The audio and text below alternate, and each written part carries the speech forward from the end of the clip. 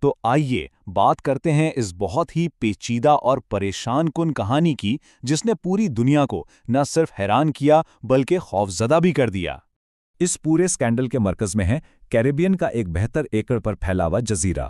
نام ہے اس کا ایپسٹین آئی لینڈ۔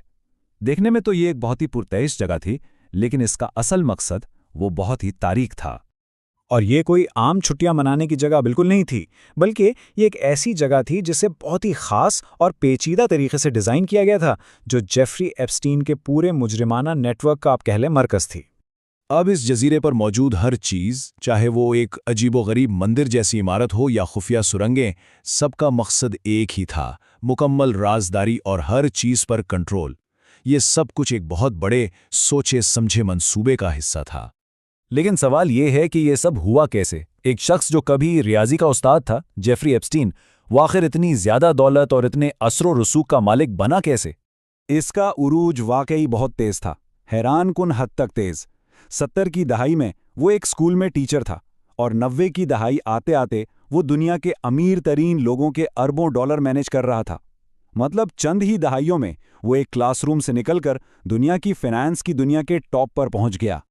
ایپسٹین نے اپنے ارد گرد دنیا کے سب سے طاقتور لوگوں کا ایک حلقہ بنا رکھا تھا۔ سیاستدان، شاہی خاندان کے لوگ، بڑے بڑے بزنس مین، سب شامل تھے۔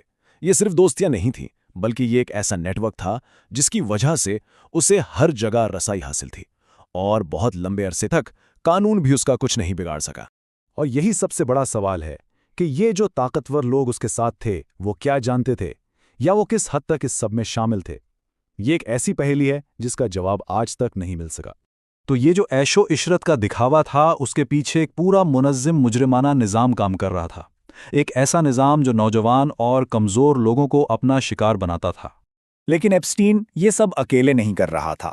اس جرم میں اس کی سب سے اہم پارٹنر تھی گیلین میکسویل، جسے اس پورے نیٹ ورک کی ماسٹر مائنڈ کہا جاتا ہے۔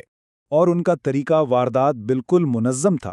میکسویل کا کام تھا نوجوان لڑکیوں کو ڈھونڈنا، انہیں نوکری اور پیسوں کا لالچ دے کر پھنسانا، انہیں زیادتی کے لیے تیار کرنا، اور پھر انہیں ایپسٹین اور اس کے دوستوں کے حوالے کر دینا۔ مطلب ایک ہائی سوسائٹی کی خاتون سے وہ اس گھناؤنے کھیل کی سب سے بڑی کھلاڑی بن گئے۔